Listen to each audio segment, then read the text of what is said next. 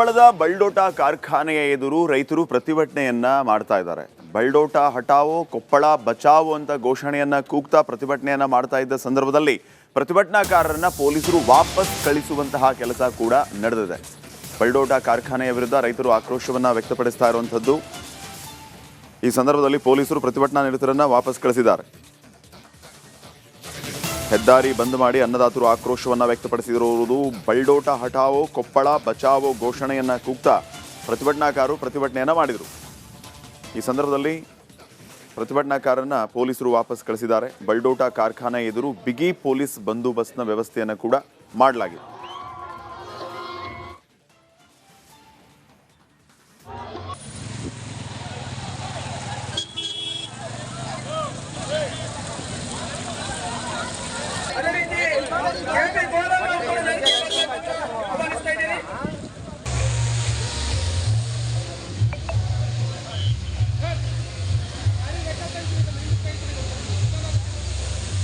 ಕೊಪ್ಪಳದಿಂದ ಬಲ್ಡೋಟ ಕಾರ್ಖಾನೆಯನ್ನ ತೊಲಗಿಸಿ ಅಂತೇಳಿ ನಿರಂತರವಾಗಿ ಧರಣಿ ಹೋರಾಟಗಳು ನಡೀತಾನೆ ಇದ್ದಾವೆ. 2 ಬಾರಿ ಕೊಪ್ಪಳವನ್ನ ಬಂದ್ ಮಾಡಿ ಈಗಾಗಲೇ ಆಕ್ರೋಶವನ್ನು ಕೂಡ ವ್ಯಕ್ತಪಡಿಸಿದ್ರು.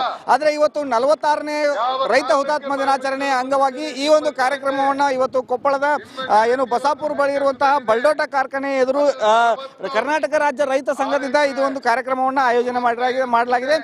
ರಾಷ್ಟ್ರೀಯ ಹೆದ್ದಾರಿ 63 ಏನಿದೆ, ಈ ಒಂದು 63ರ ಮಧ್ಯದಲ್ಲಿಯೇ ಈ ಒಂದು ಕಾರ್ಯಕ್ರಮದ ವೇದಿಕೆಯನ್ನ ಹಾಕಿ ಇವತ್ತು ರೈತ ಹುತಾತ್ಮ ದಿನಾಚರಣೆಯನ್ನ ಈ ಒಂದು ಬಲ್ಡೋಟ ಕಾರ್ಖಾನೆ ಎದುರೇ ಮಾಡ್ತಾ ಇದ್ದಾರೆ.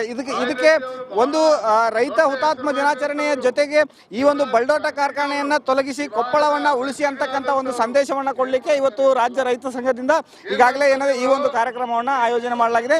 ಈ ಒಂದು ಕಾರ್ಯಕ್ರಮ ಆಯೋಜನೆ ಮಾಡಲಿಕ್ಕೆ ಹೆದ್ದಾರಿಯ ಒಂದು ಬದಿ ಎಡಬದಿಯಲ್ಲಿ ಮಾತ್ರ ಪೊಲೀಸ್ ಇಲಾಖೆಯಿಂದ ಪರ್ಮಿಷನ್ ಪಡೆದುಕೊಂಡಿದ್ರು. ಆದ್ರೆ ರೈತರು ಆಕ್ರೋಶಗೊಂಡು 2 ಬದಿಯಲ್ಲಿ ಸಂಪೂರ್ಣವಾಗಿ ಹೆದ್ದಾರಿಯನ್ನ ಬಂದ್ ಮಾಡಿ ಈ ಒಂದು ಬಲ್ಡೋಟ ಕಾರ್ಖಾನೆ ಎದುರುಗಡೆನೆ ಈ ಒಂದು ಬೃಹತ್ ಕಾರ್ಯಕ್ರಮವನ್ನು ಕೂಡ ಈಗಾಗಲೇ ಕಾರ್ಯಕ್ರಮ ಕೂಡ ನಡೀತಾ ಇದೆ.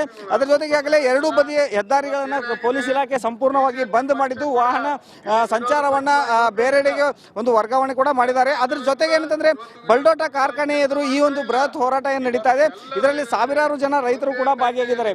ಈ ಒಂದು ಹಿನ್ನೆಲೆಯಲ್ಲಿ ಈ ಒಂದು ಬಲ್ಡೋಟ ಕಾರ್ಖಾನೆಯ ಮುಖ್ಯ ದ್ವಾರ ಏನಿದೆ, ಈ ಒಂದು ಮುಖ್ಯ ದ್ವಾರಕ್ಕೆ ಈಗಾಗಲೇ ಪೊಲೀಸ್ ಇಲಾಖೆ ಒಂದು ಸರ್ಪಗಾವಲನ್ನೇ ನಿರ್ಮಾಣ ಮಾಡಿದೆ ಅಂತ ಹೇಳ್ಬೋದು. ನೀವು ದೃಶ್ಯಗಳಲ್ಲಿ ನೋಡ್ತಾ ಇರಬಹುದು, 2 ಲೇಯರ್ ಆಗಿ ಬ್ಯಾರಿಕೇಡ್ಗಳನ್ನ ಹಾಕಿದ್ದಾರೆ.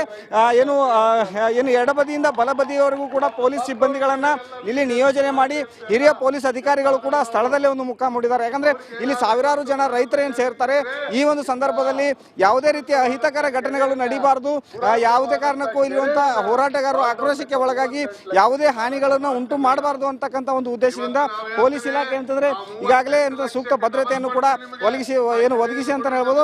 ಕಳೆದ 2 ವರ್ಷಗಳಿಂದ ಹೋರಾಟಗಳು ನಡೀತಾ ಇದ್ದಾವೆ. 260ಕ್ಕೂ ಹೆಚ್ಚು ದಿನಗಳಿಂದ ನಿರಂತರವಾಗಿ ಧರಣಿ ಕೂಡ ನಡೀತಾ ಇದೆ.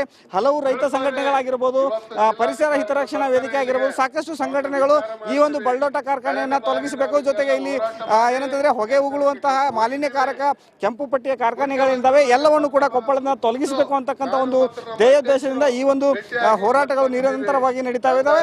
ಇವತ್ತು 46ನೇ ರೈತ ಹುತಾತ್ಮ ದಿನಾಚರಣೆ ಏನಾಗಿದೆ, ಈ ಹುತಾತ್ಮ ದಿನಾಚರಣೆಯನ್ನ ಈ ಜೊತೆಗೆ ಬಲ್ಡೋಟ ಕಾರ್ಖಾನೆ ಸೇರಿದಂತೆ ಇತರ ಕಾರ್ಖಾನೆಗಳೇನಿದಾವೆ ಇವು ಹೊಗೆ ಉಗುಳುವ ಕಾರ್ಖಾನೆಗಳನ್ನ ಕೊಪ್ಪಳದಿಂದ ತೊಲಗಿಸಬೇಕು, ಜೊತೆಗೆ ಕೊಪ್ಪಳದ ಪರಿಸರವನ್ನ ಸ್ವಚ್ಛವಾಗಿ ಇಡಬೇಕು ಅಂತಕ್ಕಂಥ ಒಂದು ಉದ್ದೇಶವನ್ನು ಇಟ್ಕೊಂಡು ಈಗಾಗಲೇ ಕಾರ್ಯಕ್ರಮ ಕೂಡ ಇಲ್ಲಿ ಆಯೋಜನೆ ಮಾಡಲಾಗಿದೆ. ಸದ್ಯ ಪೊಲೀಸ್ ಇಲಾಖೆ ಈ ಒಂದು ಸರ್ಪಗಾವಲನ್ನು ಕೂಡ ಕೊಟ್ಟು ಸೂಕ್ತ ಭದ್ರತೆಯನ್ನು ಕೂಡ ಕೊಟ್ಟಿದೆ ಅಂತ ಹೇಳ್ಬೋದು.